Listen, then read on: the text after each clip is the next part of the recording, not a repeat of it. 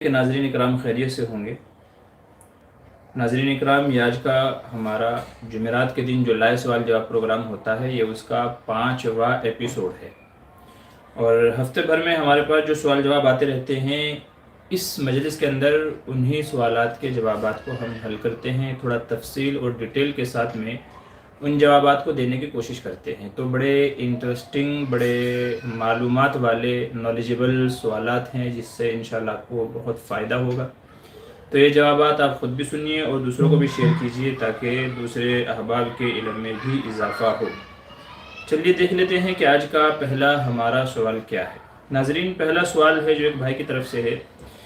یہ پوچھتے ہیں کہ حضور صلی اللہ علیہ وسلم کی عرب کے مشہور پہلوان سے کشتی کے تعلق سے جو روایتیں ہیں، آیا یہ روایتیں واقعتاً ثابت ہیں یا نہیں؟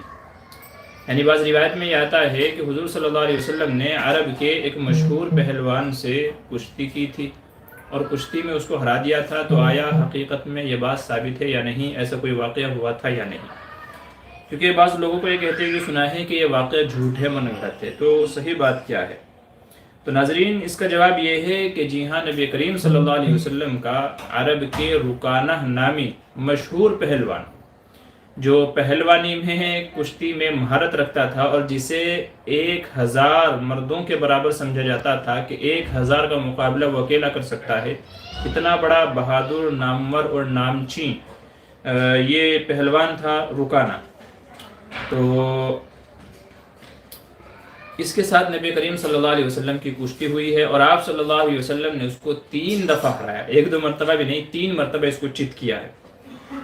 چنانچہ اس سوال کا جواب دیتے ہوئے جامعہ بن نوریہ ٹاؤن کا ایک فتویٰ ہے، جواب کے تحت میں لکھتے ہیں، جب اس کے تعلق سے پوچھا گیا کہ کیا یہ واقعہ حدیث سے ثابت ہے کہ نہیں، تو جواب ہے جی ہاں، احادیث میں اس واقعے کا تذکرہ ملتا ہے کہ رکانہ نامی پہلوان نے اسلام لانے سے پہلے ایک موقع پر رسول اللہ صلی اللہ علیہ وسلم کو ایک بکری کے بدلے کشتی لڑنے کا چیلنج دیا، جسے رسول اللہ صلی اللہ علیہ وسلم نے قبول کر لیا، اور کشتی شروع ہوتے ہی آپ صلی اللہ علیہ وسلم نے رکانہ پہلوان کو چت کر دیا۔ اسے یقین نہیں آیا کہ حضور نے کیسے اسے چت کر دیا، تو اس نے دوبارہ اور پھر 6 چیلنج دیا، یعنی تیسری مرتبہ، اور آپ صلی اللہ علیہ وسلم نے 3 مرتبہ اس کے چیلنج کو قبول کرتے ہوئے اسے 3 مرتبہ چت کر دیا، اور آخر میں 3 بکریاں بھی اسے واپس کر دی۔ رکانہ پہلوان رسول اللہ صلی اللہ علیہ وسلم کی معجزانہ نبوی طاقت کو پہچان گیا اور کہا کہ آج تک کوئی بھی مجھے زمین پر گرا نہیں پایا، چونکہ آپ نے مجھے 3 مرتبہ زمین پر گرایا ہے، اس کا مطلب آپ کوئی عام آدمی نہیں ہیں بلکہ اللہ کے نبی ہیں۔ چنانچہ رکانہ پہلوان کلمہ پڑھ کر مسلمان ہو گیا اور رسول اللہ صلی اللہ علیہ وسلم کے صحابی بننے کا اعزاز حاصل کیا۔ چنانچہ اس سے سنن نبی داؤد کے اندر روایت بھی ہے، ایک حدیث بھی اس سے مروی ہے۔ بعض لوگ یوں کہتے ہیں کہ یہ واقعہ اصل میں اس طریقے سے ہوا تھا کہ حضور صلی اللہ علیہ وسلم اس کے پاس گئے اس کو دعوت دینے کے لیے، اور اسے یہ کہا کہ ایمان قبول کر لے۔ اس نے کہا کہ اگر آپ مجھے کشتی میں ہرا دیں گے تو میں ایمان قبول کر لوں گا۔ چنانچہ حضور نے اسے کشتی میں ہرایا، پہلی مرتبہ زمین پر اس کو اٹھا کر کے پٹک دیا، یہ بولا میں تیار نہیں تھا، میں ریڈی نہیں تھا، دوبارہ آئیے۔ حضور نے پھر دوبارہ پٹک دیا، اسے پھر یقین نہیں آیا، پھر تیسری مرتبہ حضور صلی اللہ علیہ وسلم نے اسے چت کر دیا۔ تو بعض لوگ یوں کہتے ہیں کہ دعوت دینے کے سلسلے میں کشتی ہوئی، لیکن صحیح احادیث سے بات ثابت ہے کہ بکری کے بدلے میں چیلنج ہوا تھا کہ ایک بکری اگر آپ مجھے چت کر دیں گے میں آپ دوں گا، نہیں تو آپ مجھے دیں گے، تو یہ ہوا تھا۔ بہرحال پھر اس نے حضور صلی اللہ علیہ وسلم نے اس کے چیلنج کو قبول کیا اور 3 مرتبہ اسے پچھاڑ دیا، اسے طریقے سے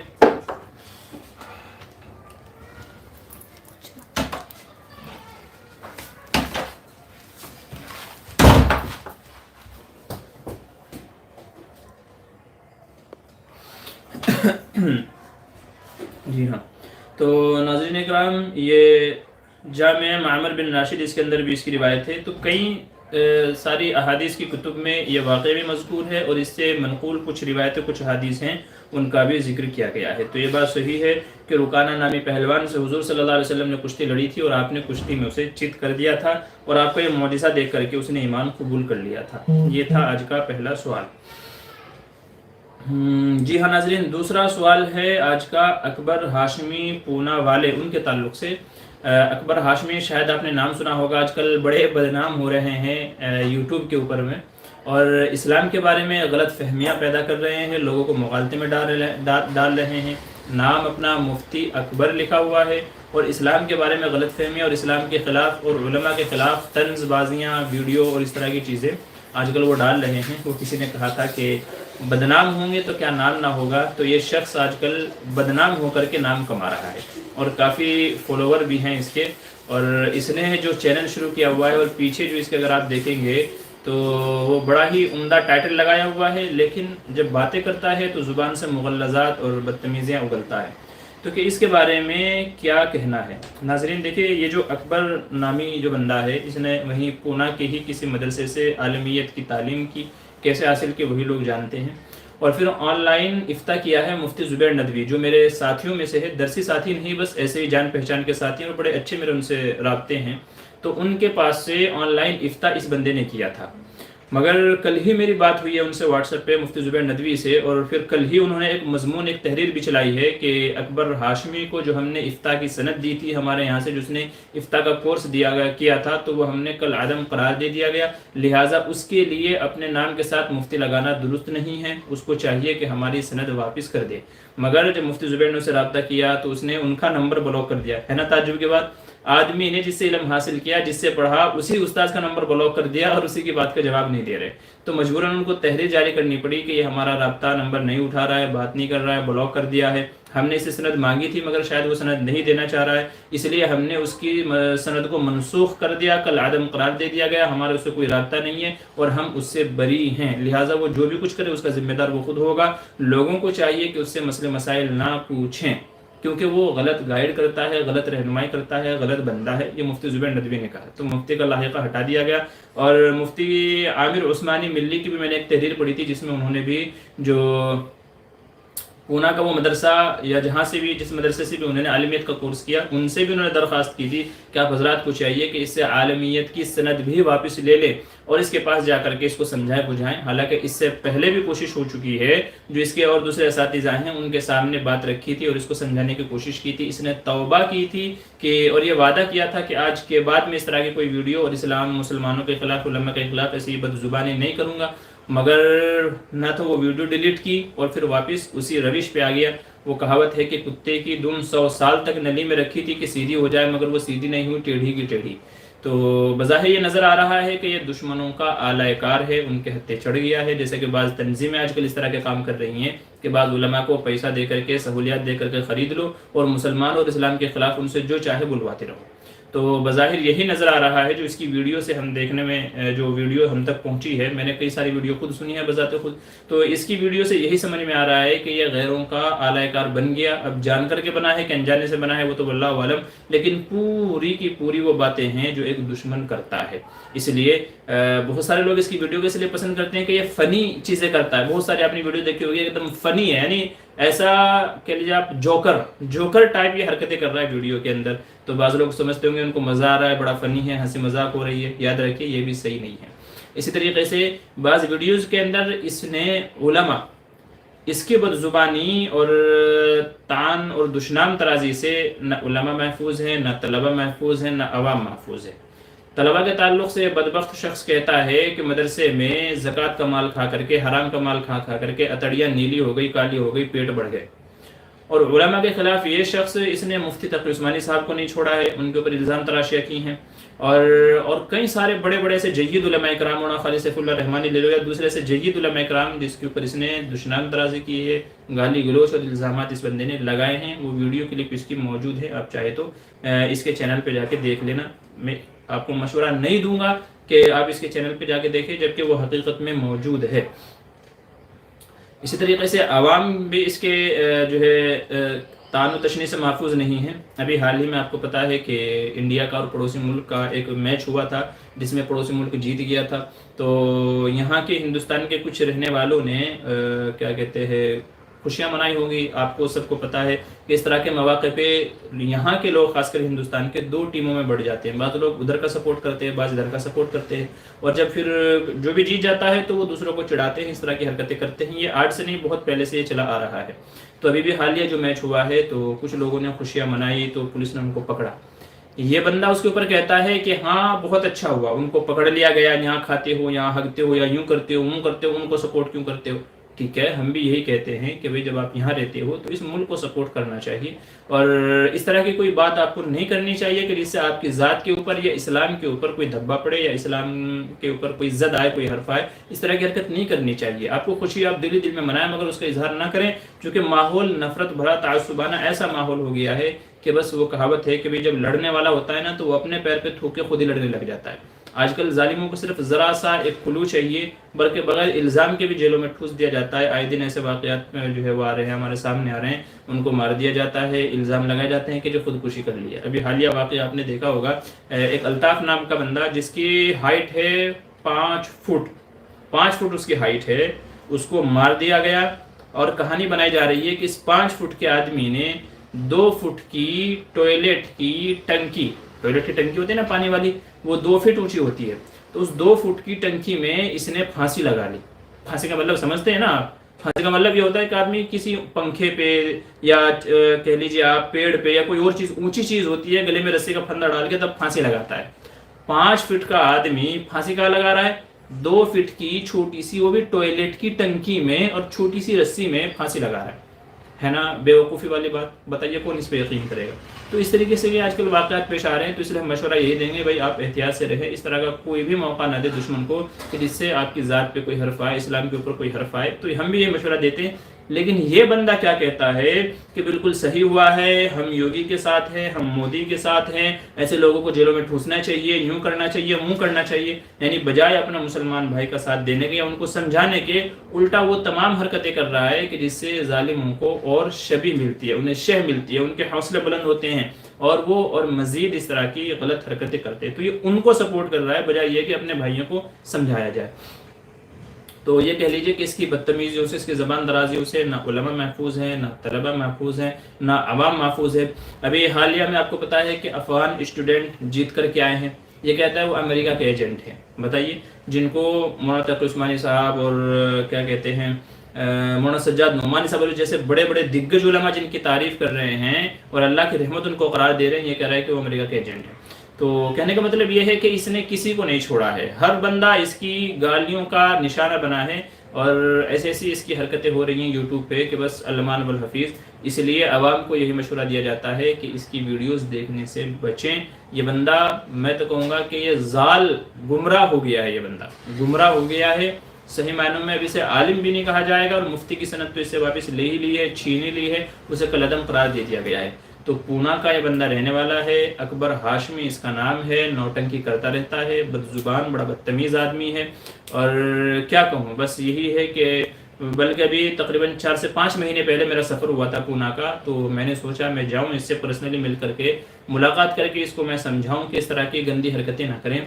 लेकिन मैं मौलाना रशीद मिफ्ताही, अब्दुल रशीद मिफ्ताही आप जानते होंगे, यूट्यूब पे बड़े फेमस हैं आजकल, तो उनसे मुलाकात के लिए मैं गया था। तो मुझे मशवरा दिया गया कि हज़रत आप उससे ना मुलाकात करें, वरना तो उसके चक्कर में आप भी बदनाम हो जाएंगे। वो कहावत है ना, बद की सोहबत में मत बैठो, उसका है अंजाम बुरा, बद ना बने बद कहलाए, बद अच्छा बदनाम बुरा। तो आप उससे मुलाकात ना करें, नहीं तो आप भी बदनाम हो जाएंगे। तो इसलिए मैंने इससे मुलाकात नहीं की, नहीं तो एक मेरा मकसद ये भी था पूना जाने का कि मैं इससे मिलकर के आऊँ और इसको थोड़ा समझाऊँ कि भाई इस तरह की गलत हरकतों से बाज आ जाए कि जिससे उलमा बिरादरी बदनाम होती है, जिससे इस्लाम बदनाम होता है।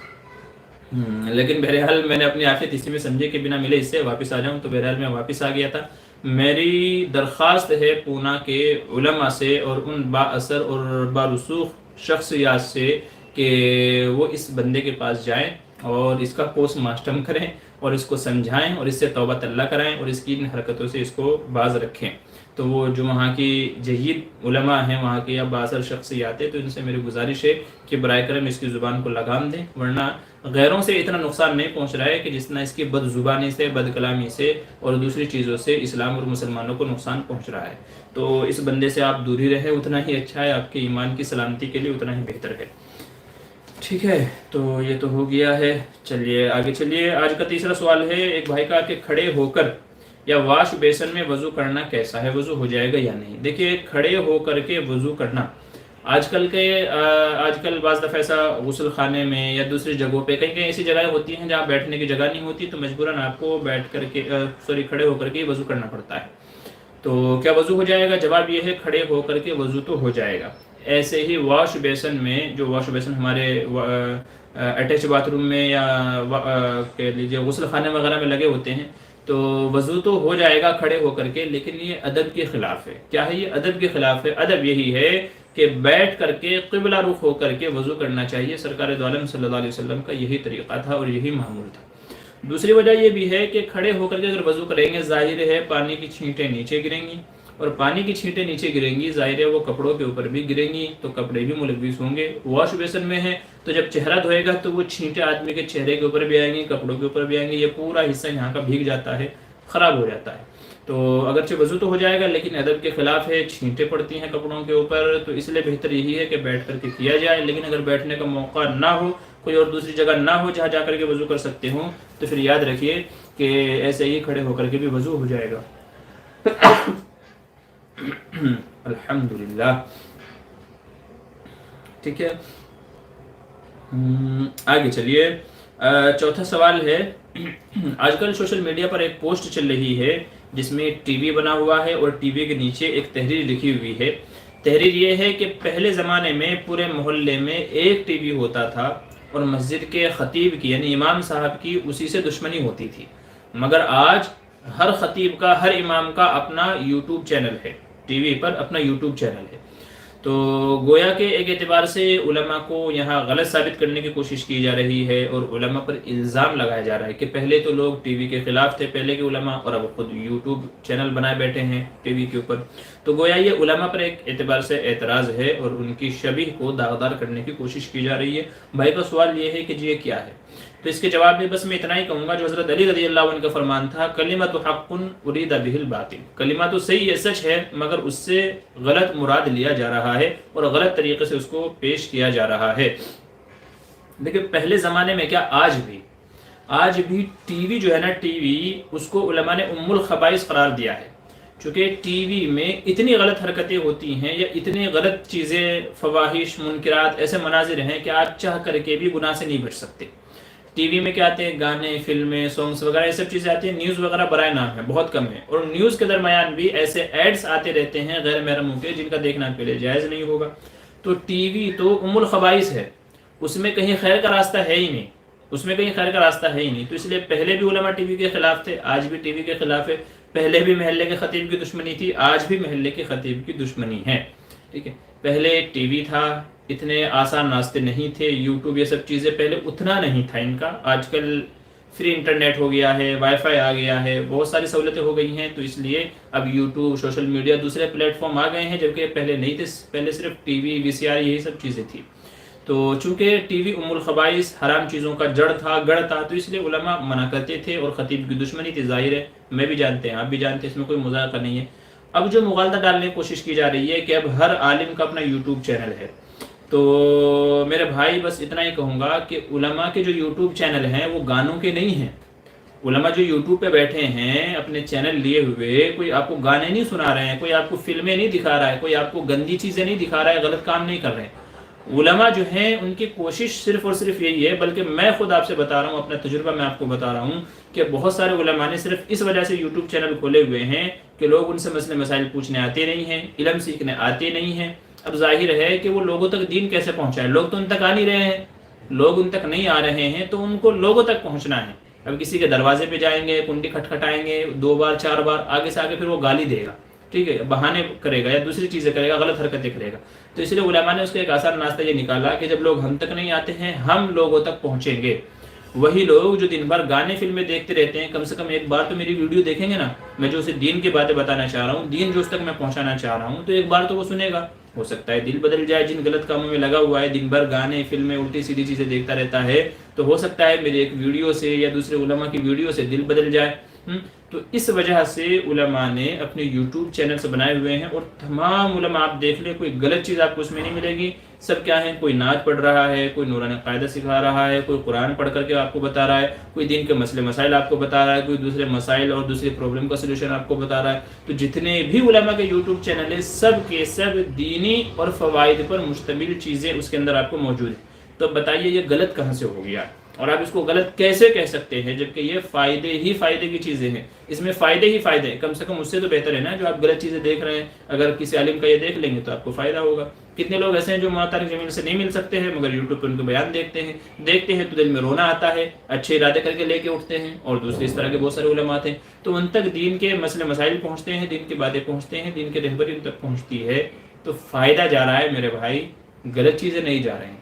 تو اس لیے آپ کا اس کو الزام بنا کر کے پیش کرنا، غلط لوگوں میں بات کرنا، منفی سوچ پیدا کرنا، علماء کے شبیہ کو داغدار کرنا، ان کے اوپر الزام لگانا قطعاً درست نہیں ہے، کیونکہ علماء جو اس پلیٹ فارم سے کام کر رہے ہیں وہ عوام کے فائدے کے لیے ہی کر رہے ہیں اور دین کی باتیں ہی پہنچا رہے ہیں۔ اس لیے میں نے کہا کلمۃ حق ارید بہ الباطل، کہ کلمہ تو صحیح ہے، بات تو صحیح ہے، مگر غلط طریقے سے اس کو بنا کر کے پیش کیا جا رہا ہے۔ صحیح یہ ہے کہ یہ جتنے یوٹیوب چینلز، دینی چینلز ہیں، سب سے عوام کو فائدہ ہی ہو رہا ہے۔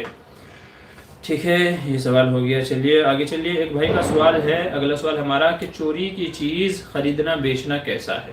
دیکھیے بیچنا ظاہر ہے کہ بیچنا تو جائز نہیں ہوگا، جس بندے نے چوری کی ہے تو چوری کی چیز تو جس کی اصل مالک کی ہے اس کے پاس لوٹانا چاہیے، اس کو اللہ سے توبہ استغفار کرنا چاہیے۔ تو چوری کی چیز چوری کرنے والے کے لیے بیچنا جائز نہیں ہے، اور جو پکا سچا مسلمان ہوگا جس کے دل میں ذرا بھی اللہ کا ڈر ہوگا تو وہ چوری نہیں کرے گا، اور اگر شیطانی وسوسے سے اس سے چوری ہو گئی ہوگی تو وہ اس کو جا کر کے واپس کرے گا۔ جس بندے کی ہو گئی ہے اس کو کسی نہ کسی طریقے سے اس کو واپس کر دے گا جس کے دل میں ذرا بھی اللہ کا ڈر ہوگا۔ لیکن اگر کسی کے دل میں اللہ کا ڈر نہیں ہے یا وہ مسلمان ہی نہیں ہے، چوری کر لی اور اب بازار میں دھندا لگا کر کے بیچ رہا ہے، تو اب سوال دوسرا پیدا ہوتا ہے کہ چوری کی چیز خریدنا کیسا ہے؟ آیا ہم خرید سکتے ہیں؟ یعنی چوری کی اس کا گناہ اس کو ملے گا، لیکن ہم تو اپنی حلال رقم دے کر کے، حلال پیسے دے کر کے خرید رہے ہیں نا۔ تو سوال یہ ہے کہ خریدنا کیسا ہے؟ جواب یہ ہے کہ اگر آپ کو پتا ہے کہ یہ چیز چوری کی ہے، اگر آپ کو پتا ہے کسی بھی ذریعے سے، آپ کو پتا، آپ نے چوری کرتے دیکھا یا کسی نے اس کے بارے میں بتایا یہ چیزیں چوری کرتا ہے، یا آپ نے چیز کو دیکھ کر کے اندازہ لگا لیا کہ یہ اس کی نہیں ہے، چوری کی ہوئی ہے، کسی بھی ذریعے سے اگر یہ بات ثابت ہو جائے کہ یہ چیز چوری کی ہے، آپ کو پتا ہے خریدنے سے پہلے اگر آپ کو پتا ہے کہ یہ چیز چوری کی ہے تو آپ کے لیے خریدنا جائز نہیں ہے، چونکہ آپ جان بوجھ کر کے آپ اس کی چوری کو بڑھاوا دے رہے ہیں۔ آپ نے خرید لیا، وہ کل کو پھر چوری کر کے لے کے آئے گا، پھر خرید لیں گے، پھر چوری کر کے لے کے آئے گا، تو آپ کہیں نہ کہیں اس کے معاون بننا ہے، مددگار بننا ہے۔ تو اگر آپ کو پہلے سے پتا ہے کہ یہ چیز چوری کی ہے تو آپ کے لیے چوری کی چیز کو خریدنا جائز نہیں ہے۔ اور اگر آپ کو پہلے سے پتا نہیں ہے، چیز خرید لی ہے، آپ نے لے لیا، بعد میں آپ کو پتا چل رہا ہے، تو علماء کہتے ہیں کہ اب وہ چیز اپنے استعمال میں لا سکتا ہے، چونکہ اس نے نادانی میں خریدی ہے اور اپنی حلال رقم دے کر کے خریدی ہے۔ اب ظاہر ہے کہ اب اس کو پھینک تو سکتا نہیں، مالک کا پتہ نہیں ہے کہ بھئی کون ہے کون نہیں ہے، اور چور کو واپس جا کے کرے گا تو وہ رقم واپس دے گا نہیں، تو رقم بھی جائے گی، چیز بھی جائے گی۔ تو اب ایسے میں علماء کہتے ہیں چونکہ مجبوری بن گئی ہے تو اب اگر چاہے تو چوری کی چیز کو استعمال کر سکتا ہے، جبکہ بعد میں پتہ لگا ہو، خریدنے کے پہلے پتہ نہ ہو۔ اگر پہلے پتا ہوگا تو پھر تو جائز ہی نہیں ہے، جیسا کہ میں نے عرض کر دیا ہے۔ دیکھیے قرآن کریم میں اللہ تبارک و تعالیٰ کا فرمان ہے، یا ایھا الرسل کلوا من الطیبات واعملوا صالحا، کہ اے رسولو پاک حلال مال کھاؤ۔ تو جب اللہ تعالیٰ رسولوں کو حلال مال کھانے کا کہہ رہے ہیں تو ایک عام آدمی کو تو بدرجہ اولا حکم ہے کہ وہ حلال مال کھائے۔ تو اس لیے اگر آپ کو پتا ہے کہ یہ چوری کی چیز ہے تو پھر آپ کے لیے استعمال جائز نہیں ہے، آپ کے لیے استعمال جائز نہیں ہے۔ اسی طریقے سے نبی کریم صلی اللہ علیہ وسلم کا فرمان ہے کہ لا یحل لامرئ مسلم، کہ کسی مسلمان کے لیے بات جائز نہیں ہے کہ وہ کسی آدمی کی چیز لے بغیر اس کی خوش دلی کے، بغیر اس کی مرضی کے، بغیر اس کی خوش دلی کے کوئی چیز لے استعمال کرے، یہ آدمی کے لیے جائز نہیں ہے۔ اور ظاہر ہے کہ جس کی چوری کی ہوئی ہے تو یہ تو چوری کا مال ہے، چوری کا مال تو اس کو واپس کرنا چاہیے۔ اس لیے علماء کہتے ہیں کہ چوری کا مال بیچنا جائز نہیں ہے، اور خریدنا جب جائز نہیں ہے جب کہ آپ کو پہلے سے پتا ہے، اور اگر بعد میں پتہ لگا ہے تو پھر آپ استعمال کر سکتے ہیں، اور اگر آپ کا دل نہ مانے تو آپ کو صدقہ خیرات بھی کر سکتے ہیں، کسی غریب کو دے دے کر اس کے استعمال میں آ سکتا ہو۔ تو یہ جواب ہے اس سوال کا۔ آگے چلیے، آج کا دوسرا سوال ہے، یہ بھائی کہتے ہیں کہ جی ہم نے بہت سارے ایسے پروگراموں کے اندر نعت پڑھنے والے جو حضرات ہیں ان کو دیکھا ہے کہ لوگ ان کے اوپر پیسے پھینکتے ہیں، ایسے یوں پیسے پھینکتے ہیں، ان کو شاباشی کہہ لے یا وہ جو نعت پڑھتے ہیں ان الفاظ سے خوش ہو کر کے، جس طریقے سے بھی آپ کہہ لیجئے، تو شعراء کے اوپر پیسے اڑائے جاتے ہیں، نعت خواہوں کے اوپر پیسے پھینکے جاتے ہیں، اس طریقے سے یوں اڑائے جاتے ہیں۔ تو بھائی کا سوال یہ ہے کہ جی کیا ایسے پیسے پھینکنا صحیح ہے؟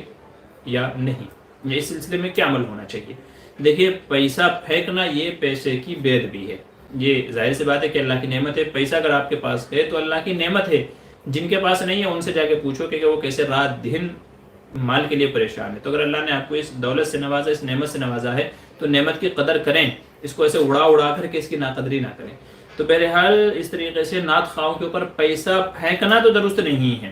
اگر آپ کو کسی نعت خواہ کے الفاظ اچھے لگے، اس کا ترنم لہجہ اچھا لگا، آپ کسی کے الفاظ سے خوش ہوئے ہیں، آپ اس کو ہدیہ دینا چاہ رہے ہیں، دیکھو پیسہ اڑانے سے مقصد بھی وہی ہے کہ بھئی اس کو ہدیہ دینا مقصد ہے، ٹھیک ہے، تو آپ بجائے اس کے کہ پیسہ اڑا کر کے اس کی ناقدری کریں، بے ادبی کریں، اس سے بہتر یہ ہے کہ بعد میں جا کر کے اس کے ہاتھ میں دے دیں، بھائی ہمیں آپ کے اشعار بڑے اچھے لگے، بڑے عمدہ لگے، یہ ہماری طرف سے چھوٹا سا ہدیہ قبول کر لیں، تو بعد میں اس کو دے دیں، یا اگر اسی وقت بھی دینا ہے تو چپ چاپ جا کر کے اس کے ہاتھ میں دے دیں۔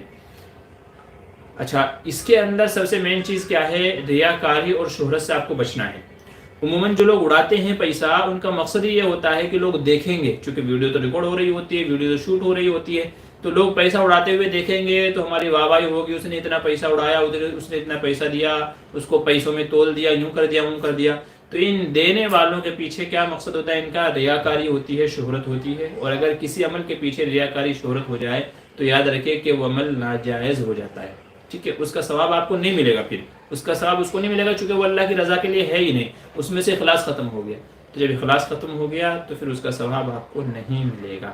تو اس لیے ریاکاری شہرت سے بچنا ہے، کسی کو انعام دینا ہے تو چپ چاپ سے جا کر کے اس کو دے دے، اور لینے والے کے لیے بھی یہ ہے کہ وہ کسی سے انعام کی تمنا نہ رکھے، وہ کسی سے انعام کی تمنا نہ رکھے، مل جائے تو لے لے، لیکن بلا طلب ہو، کسی سے مانگے نہیں، طلب نہیں کرے کسی سے، نہیں جی میں نعت پڑھنے کے اتنے پیسے لوں گا۔ آج کل ہیں کچھ لوگ ہیں بریلوی مسلک کے، کچھ ایسے نعت خواہ حضرات ہیں، میں نے خود آڈیو سنی ہے ان کی، لوگوں نے ان کی آڈیو سوشل میڈیا پہ وائرل کی ہے کہ جی دیکھو یہ نعت خواہ، یہ حضور صلی اللہ علیہ وسلم کی تعریف میں لوگوں نے اس کو اتنا مشہور کر دیا اور یہ حضور کی تعریف کو بیچ رہا ہے۔ اس کی آڈیو میں نے سنی ہے، وہ کہتا ہے پہلے ایڈوانس میں 20,000 روپے میرے اکاؤنٹ میں ٹرانسفر کرو، تب میں نعت پڑھنے آؤں گا، تب میں نعت پڑھنے آؤں گا۔ تو بتائیے ایسے نعت خواہ حضور کی تعریف کو بیچ نہیں رہے تو اور کیا کر رہے ہیں؟ ان کو تو پڑھنے کا ثواب مل ہی نہیں رہا، الٹا گنہگار ہو رہے ہیں کہ وہ تھوڑے سے مال کے بدلے میں تعریف کر رہے، تو پیسے کے بدلے میں نے آپ پیسہ دو گے تو میں آگے تعریف کروں گا حضور کی، نہیں تو میں تعریف نہیں کروں گا، پہلے میرے اکاؤنٹ میں پیسے ڈالو۔ یہ آڈیو میں نے خود سنی ہے۔ تو اس طرح کے لوگ بھی پائے جاتے ہیں۔ بلکہ آپ کو ایک عجیب واقعہ میں بتاؤں، بہت تقریباً 4 سال پہلے کی بات ہے، ہمارے اپنی مسجد میں 12 ربیع الاول کے موقع پر ایک پروگرام رکھا گیا، چونکہ ہماری مسجد کے اندر کچھ لوگ ہیں جو بریلوی خیالات کے ہیں مگر مجھ سے متاثر ہیں، تو بہرحال ہمارے یہاں ایک پروگرام رکھا گیا جس کے اندر میں نے بیان کیا، اور سیرت کے اوپر میں نے بڑا جو ہے اچھا بیان کیا، تقریباً 1 سوا گھنٹہ 1.5 گھنٹہ میرا بیان رہا حضور صلی اللہ علیہ وسلم کی سیرت کے اوپر اور اس سے جو حاصل ہونے والے سبق ہیں اس کے اوپر۔ تو جب پروگرام ختم ہو گیا تو انہی میں سے ایک ساتھی مجھے ایسے مسافر میں کچھ پیسے دینے لگا، کچھ ہدیہ دینے لگا، تو میں منع کر دیا، نہیں بھائی مجھے نہیں چاہیے۔ وہ دینے لگا مگر میں نے زبردستی انکار کر دیا، میں نے منع کر دیا کہ بھائی نہیں مجھے پیسے نہیں چاہیے۔ آپ کو سن کر تعجب ہوگا کہ وہ شخص اس بنا پر مجھ سے ناراض ہو گیا، اور یہ ناراضگی 1-2 دن نہیں، 6 مہینے 1 سال تک یہ ناراضگی رہی، اور مجھے پتہ نہیں کہ ناراضگی کیوں ہے۔ وہ ناراض اس وجہ سے تھا کہ میں پیسے دے رہا تھا، لیے کیوں نہیں۔ اتفاق سے 6 مہینے یا سال کے بعد میرا ان کے گھر پہ جانا ہوا، ان سے ملاقات کی، تب پتہ چلا، راز یہ کھلا کہ جی آپ نے ہمارا ہدیہ نہیں لیا، ہمارا پیسہ نہیں لیا، آپ دوسرے لوگوں کے لیتے ہیں مگر ہمارا ہدیہ آپ نے نہیں لیا، اس لیے ہم ناراض ہیں آپ سے۔ تو میں نے ان سے کہا کہ اللہ کے بندے آپ غلط سمجھ رہے ہیں، میں نے پیسہ لینے سے انکار نہیں کیا ہے، آپ یہ دیکھیے کہ آپ کس موقع پر دے رہے ہیں۔ آپ مجھے پیسہ ہدیہ اس موقع پر دے رہے ہیں جبکہ میں سرکار دو عالم صلی اللہ علیہ وسلم کی سیرت کو بیان کر رہا تھا، تو اس موقع پر اگر آپ مجھے پیسہ دیں گے تو میرے ذہن میں یہ آئے گا کہ میں نے اپنی تقریر، اپنی بات کو میں نے بیچ دیا، میں نے اپنے اخلاص کو بیچ دیا، اس وجہ سے میں نے پیسہ نہیں لیا، چونکہ اس وقت پیسہ لینا ادب کے احترام کے خلاف تھا، یہ تقوی کے خلاف تھا کہ بندہ حضور کی بات بیان کرے اور اس کے اوپر پیسہ لے، تو یہ اس کے خلاف تھا، اس وجہ سے میں نے اس وقت پیسہ نہیں لیا۔ آپ مجھے عید پہ دو، قربانی پہ دو، شادی کا موقع ہے، آپ کسی اور دوسرے موقع پہ دو، میں لیتا۔ جو لوگ جن کی آپ بات کر رہے ہیں وہ مجھے دوسرے مواقع پہ دیتے ہیں، عید کے موقع پہ، رمضان کے موقع پہ، ٹھیک ہے، بیاہ شادی کے موقع پہ، دوسرے مواقع پہ وہ مجھے پیسے دیتے ہیں تو میں لیتا ہوں، چونکہ یہاں کوئی اس طرح کی وجہ نہیں پائی جا رہی ہے۔ آپ میں نے حضور کی تعریف کیا، مجھے پیسہ دے رہے ہیں، تو اس کا مطلب تو یہ ہو جائے گا نا کہ میں نے حضور کی تعریف کو بیچ دیا، تو تب جا کر کے ان کی بات سمجھ میں آئی۔ تو اس لیے میں نے کہا کہ اس وقت وہ موقع ہی نہیں تھا پیسہ لینے کے، اس لیے میں نے نہیں لیا، میں نے انکار کر دیا. آپ غلط سمجھے ہیں، آپ نے دوسرے موقع پہ دیا نہیں، آپ دوسرے موقع پہ دے دے پھر بھی میں منع کرتا تو آپ کی ناراضگی جائز تھی، مگر یہاں آپ کا ناراض ہونا غلط ہے، آپ غلط سمجھے ہیں. بہرحال ان کی غلط فہمی دور ہو گئی. تو عرض یہ کر رہا تھا کہ نعت پڑھنے والوں کے اوپر اس طریقے سے پیسے اڑانا، یوں کرنا، یہ ادب کے خلاف ہے، اس طرح نہیں کرنا چاہیے. اگر آپ کو دینے ہی ہیں کسی کو تو ریاکاری شہرت سے بچتے ہوئے چپ چاپ سے جا کر کے اس کے ہاتھ میں دے دیجئے، بھائی یہ تمہارا ہدیہ ہے، ٹھیک ہے. اور نعت پڑھنے والوں کو بھی نہیں چاہیے کہ بھائی وہ لوگوں سے یہ امید رکھیں کہ بھائی اس نعت پڑھنے کے اوپر ہمیں پیسہ ملے گا. اگر آپ کو لوگوں سے امید ہے تو پھر حضور کے یہاں آپ کی شفاعت میں سمجھتا ہوں پھر آپ حضور کی شفاعت کے مستحق نہیں بنیں گے، چونکہ آپ یہاں پیسے کے لیے تعریف کر رہے ہو، پیسے کے لیے نعت پڑھ رہے ہو. امید ہے بات آپ کی سمجھ میں آ گئی ہوگی. اللہ ہم سب کی حفاظت فرمائے.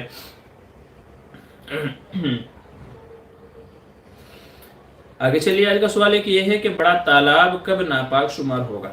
بڑا تالاب کب ناپاک شمار ہوگا؟ ایک شخص کہتے ہیں کہ جی ہماری امی یہ کہتی ہیں کہ جو بڑا تالاب ہے نا تو اس میں کتنی بھی ناپاکی کیوں نہ گر جائے وہ ناپاک نہیں ہوتا، اس سے وضو غسل اور سب درست ہے. تو بڑا تالاب ہے، حوض ہے، ٹھیک ہے، تو وہ کب ناپاک ہوگا کب پاک ہوگا، اس کے سلسلے میں کیا مسئلہ ہے؟ یاد رکھیے بعض احادیث سے ثابت ہوتا ہے کہ جو تالاب، بڑا کنواں، بڑا حوض دہ دردے ہو، دہ دردے، دہ دردے یہ تو فارسی کا لفظ ہے، اس کو اگر آپ انگلش میں بولیں گے تو بولیں گے 10/10 یعنی 10/10، 10/10 کا، لیکن یہ انچ گز کے حساب سے نہیں ہے، ٹھیک ہے. تو جو 10/10 10/10 کا جو اتنا بڑا تالاب ہو، حوض ہو یا ٹنکی وغیرہ کوئی بھی چیز ہو جو اتنی بڑی ہو 10/10 کی، تو یاد رکھیے کہ وہ ناپاک نہیں ہوگا. اس کے ناپاک ہونے کی شرط یہ ہے، اب وہ چاہے تو جمع ہوا پانی ہو 10/10 کا، چاہے تو وہ جمع ہوا پانی ہو، چاہے تو وہ چلتا ہوا پانی ہو، یا تو کوئی اور اس کی شکل ہو، تو جس کا رقبہ اتنا بڑا ہے تو وہ ناپاک نہیں ہوگا. کب؟ جب تک کہ اس کے 3 اوصاف میں سے کوئی وصف نہ بدل جائے. حضور صلی اللہ علیہ وسلم نے فرمایا کہ جب تک کہ بڑے حوض کے یا تالاب کے 3 اوصاف میں سے کوئی وصف نہ بدل جائے تب تک کہ وہ ناپاک نہیں ہوگا. بڑے اوصاف میں سے ایک تو یہ ہے کہ پانی کا رنگ بدل جائے، پانی نہ رہے مٹیالہ، گدلا یا کوئی اور دوسرا، اس کا کلر چینج ہو جائے، تو یا تو اس کا کلر چینج ہو جائے، اور یا تو اس میں سے بو آنے لگے. پانی میں سے رنگ تو چینج نہیں ہوا، رنگ تو صاف ہے، مگر پانی میں سے بو آ رہی ہے، بدبو آ رہی ہے، ٹھیک ہے. چونکہ پانی میں سے کوئی بھی بو نہیں آتی، جو خالص پانی رہے گا، صاف پانی رہے گا، اس میں سے کوئی بو نہیں آتی. تو اگر پانی میں سے بدبو آ رہی ہے، کسی قسم کی بو آ رہی ہے، تو یاد رکھیے پھر وہ کتنا ہی بڑا کیوں نہ ہو، تالاب حوض وغیرہ کیوں نہ ہو، پھر وہ بھی ناپاک شمار ہوگا. اور تیسری چیز یہ کہ اس کا ذائقہ بدل جائے، نہ تو پانی کا رنگ خراب ہوا، نہ کوئی بو آ رہی ہے، لیکن جب پیتے ہیں تو ذائقہ اس کا لگے، اصل پانی نہیں ہے، منرل واٹر نہیں ہے. تو اگر پانی کا ذائقہ بھی خراب ہو جائے تو بھی پانی ناپاک ہوگا. تو اگر پانی میں گندگی ہو اور اس کے 3 اوصاف میں سے، یعنی بڑا ہے، دہ دردے ہے، 10/10 ہے، 10/10 ہے، تو اگر اتنا بڑا ہے اور اس کے 3 اوصاف میں سے کوئی بدل جائے، کوئی بھی ایک، چاہے تو رنگ بدل جائے، چاہے تو بو آنے لگے اس میں سے، اور چاہے تو اس کا ذائقہ بدل جائے، تو پھر وہ ناپاک ہوگا. اور اگر 10/10 بڑا ہے اور ان 3 اوصاف میں سے کوئی بھی پانی نہیں ہے، تو بھلے ہی اس میں گندگی آپ کو کیوں نہ دکھ رہی ہو، تب بھی وہ ناپاک نہیں ہوگا، بڑا ہے. اب 10/10 کا مطلب کیا ہے؟ تو اگر اس کو اسکوائر فٹ کے حساب سے ناپیں گے تو 225 اسکوائر فٹ، 225 اسکوائر فٹ کا رقبے کا جو حوض ہوگا، تالاب ہوگا، ٹنکی ہوگی یا کوئی اور کنواں وغیرہ کوئی بھی چیز ہو، تو 225 اسکوائر فٹ جس پانی کا رقبہ ہوگا، ٹھیک ہے، اتنا بڑا کوئی حوض ہے، تالاب ہے 225 اسکوائر فٹ کا، تو اگر اس میں ناپاکی گر جائے تو وہ جب تک کہ ناپاک نہیں کہلائے گا، جب تک کہ یا تو اس کا رنگ نہ بدل جائے، ذائقہ نہ بدل جائے، یا تو اس میں سے بدبو نہ آنے لگے، ٹھیک ہے، تب تک کہ نہیں. اور اگر جاری پانی ہے، جیسے نہر ہے، سمندر ہے، ٹھیک ہے، اگر جاری پانی ہے، علماء فرماتے ہیں پھر وہ ناپاک نہیں ہوگا. بھلے ہی آدمی کو دکھے کہ یہاں پانی میں ناپاکی پڑی ہے، گندگی پڑی ہے، لیکن پانی جاری ہے، علماء کہتے ہیں کہ اوپر سے آپ وضو کر سکتے ہیں، چونکہ پانی جاری ہے، چل رہا ہے. جیسے نہر ہوتے ہیں، سمندر ہوتے ہیں، یا جن میں پانی جاری رہتا ہے، یعنی نیا پانی آتا رہتا ہے، وہ جاتا رہتا ہے، ٹھیک ہے، تو وہ ناپاک ہی نہیں ہوگا. ٹھیک ہے، یہ مسئلہ ہے. تو امید ہے یہ بھی بات آپ کو سمجھ میں آ گئی ہوگی. ٹھیک ہے، آگے چلیے. ایک صاحب پوچھتے ہیں کہ عملیات میں اجازت لینے کا کیا حکم ہے؟ آپ نے بہت سارے وظیفے دیکھے ہوں گے، لوگ فیس بک پہ، یوٹیوب پہ یا دوسری جگہوں پہ، سوشل سائٹس پہ وظیفے بتاتے ہیں کہ بھی فلاں چیز کا یہ وظیفہ ہے، فلاں چیز کا یہ عمل ہے، فلاں چیز کا یہ وظیفہ ہے. تم نے بعض لوگوں کو دیکھا ہے کہ وہ اجازت لیتے ہیں کہ جی اس عمل کو کرنے کی اجازت ہے، یہ عمل کر سکتے ہیں، اس کی اجازت ہے. تو یاد رکھیں کہ عملیات میں اجازت کی ضرورت نہیں ہوتی. عملیات میں جو لوگ اس طریقے سے بتاتے ہیں کہ بھائی آپ یہ پڑھ لیں، وہ پڑھ لیں، یوں کر لیں، یوں کر لیں، تو ان کے بتانے کا مقصد یہ ہوتا ہے کہ بھئی عام اجازت ہے، کوئی بھی کر سکتا ہے، ٹھیک ہے، جو طریقہ بتایا گیا ہے جس طریقے سے کرنا ہے تو کوئی بھی کر سکتا ہے، اسی لیے تو بتایا ہے نا اس نے، نہیں تو صرف اپنی معلومات تھوڑی بتا رہا ہے، وہ بتانے والا اسی لیے بتاتا ہے کہ بھئی لوگ اس کو دیکھیں، پڑھیں، سنیں اور اس کے مطابق عمل کریں۔ تو اس طرح کے وظائف میں اجازت نہیں لی جاتی ہے اور اجازت کی ضرورت بھی نہیں ہے۔ جو وظیفہ آپ کو پسند آیا یا جس وظیفے کی آپ کو ضرورت ہے، جو وظیفہ آپ کو اچھا لگتا ہے تو آپ اس کے مطابق عمل کر لیجئے، وہ وظیفہ آپ کر سکتے ہیں۔ تو اس طرح کے سوشل سائٹس پہ جو وظیفے بتائے جاتے ہیں، چاہے یوٹیوب ہو، فیس بک ہو، دوسری سوشل سائٹس ہوں، تو ان پہ جو وظیفے بتائے گئے ہوتے ہیں تو ان میں اجازت کی ضرورت نہیں ہوتی، کوئی بھی بندہ ان کو کر سکتا ہے، کوئی بھی بندہ جس کو بھی ضرورت ہے، جس عمل کی ضرورت ہے تو وہ ان عملیات کو کر سکتا ہے۔ ہاں اگر کسی نے کسی وظیفے میں خاص قید لگائی ہے، حالانکہ یہ قید لگانا بھی میں سمجھتا ہوں فالتو ہے یہ قید لگانا بھی فالتو ہے، چونکہ ظاہر سی بات ہے کہ اگر کوئی الفاظ قرآنی الفاظ ہے، حدیث میں وارد شدہ الفاظ ہیں، کوئی بندہ آپ کو بتا رہا ہے بھائی یہ پڑھیں گے آپ تو یہ فائدہ ہوگا، یہ پڑھیں گے تو یہ فائدہ ہوگا، تو اگر ہم پڑھیں اور اس سے اجازت نہ لیں تو فائدہ نہیں ہوگا، یہ فالتو کی بات ہے۔